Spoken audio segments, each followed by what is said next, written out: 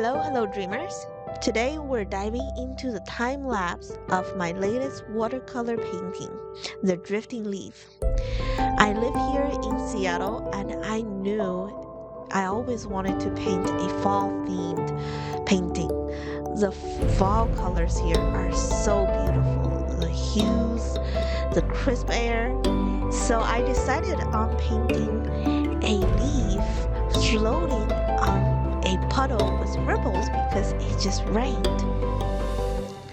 So the challenge is, how do I paint ripples without it look kind of rigid and forced? And I decided to use my favorite scraping technique.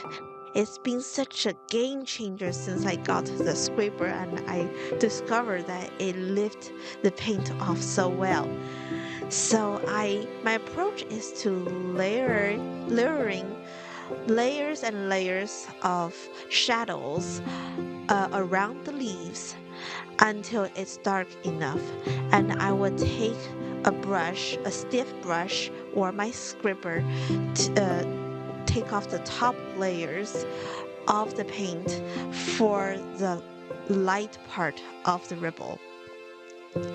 And that way, the scraping technique helped to create that glowing fluid movement in the water.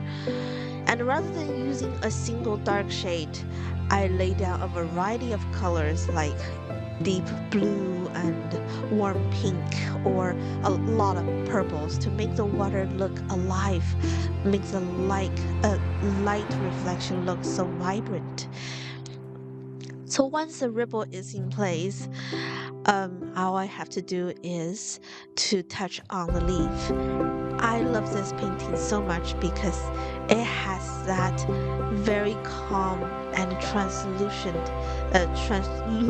feeling to it. So what do you think? Would you try this technique for painting ripples? Let me know in the comments.